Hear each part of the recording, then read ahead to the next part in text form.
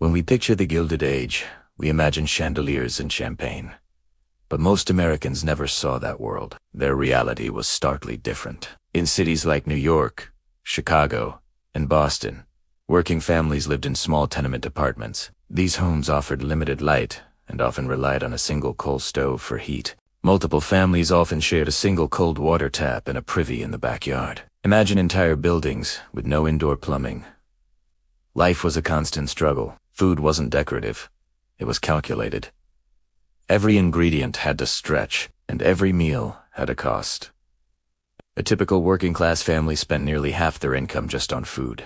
Mostly bread, potatoes, and cheap cuts of meat formed their daily diet. This was a constant struggle against disease, overcrowding, and poverty. A stark contrast to the glittering mansions we see in movies. This was the reality for the vast majority of Americans during the Gilded Age.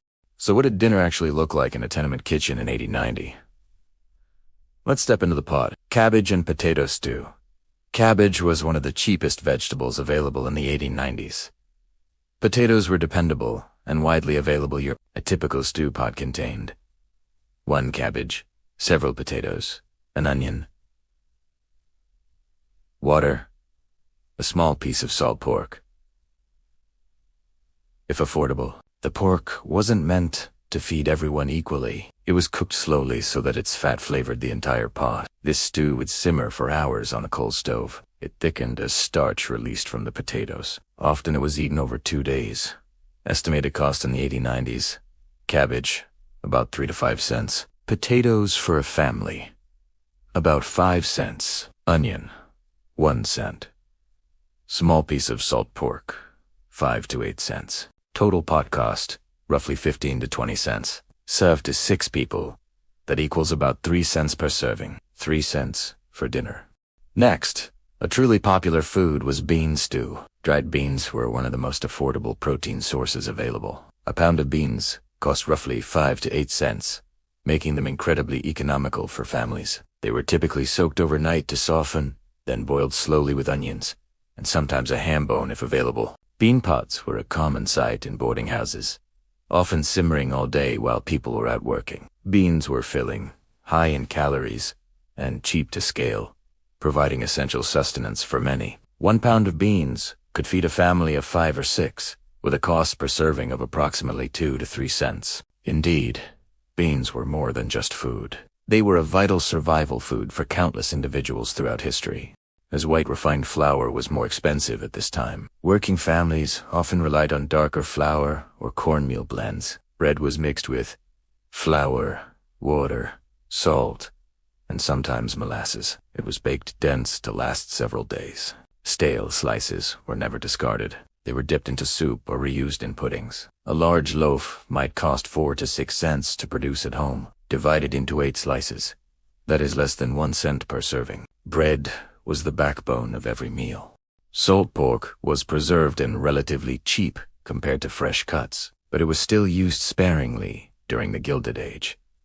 Thin slices were fried slowly. The fat was saved carefully for future cooking. Potatoes were sliced and fried in that rendered fat. This combination provided high calories for laborers burning energy in factories. Estimated cost: a small portion of salt pork cost about 5 cents, and potatoes about 4 cents. For a family meal serving 5, it was around 9 cents total, roughly 2 cents per serving. Meat was flavor, not abundance.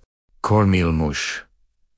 Cornmeal was inexpensive and had versatile uses of this era. A bag could cost under 10 cents and last multiple meals. Cornmeal was boiled with water and salt into a thick porridge. It was eaten soft, often sweetened with a bit of molasses, or cooled, sliced, and fried the next morning. Extremely filling. Cost per serving?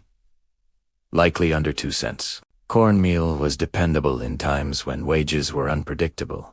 Rice was affordable and stored well. Rice pudding became a popular dessert from this era. Milk was more expensive, so many families diluted it with water. Thus, rice pudding was not an everyday dessert for the working class people at this age, but occasionally, small sweetness mattered. Rice for a family batch, 5 cents. Milk portion, 5 to 7 cents.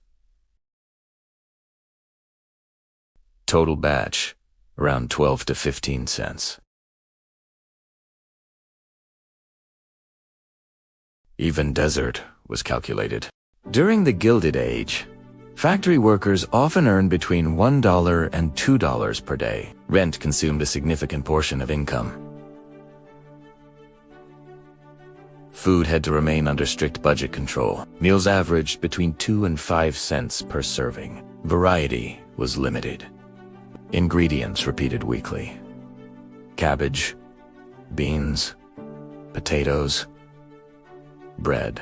These meals built bodies that powered railroads and factories. Industrial wealth depended on kitchens like these. The Gilded Age was gilded only at the surface. Below that layer was thrift. Planning, stretching, and meals that cost pennies. History remembers the mansions, but most Americans lived and ate like this.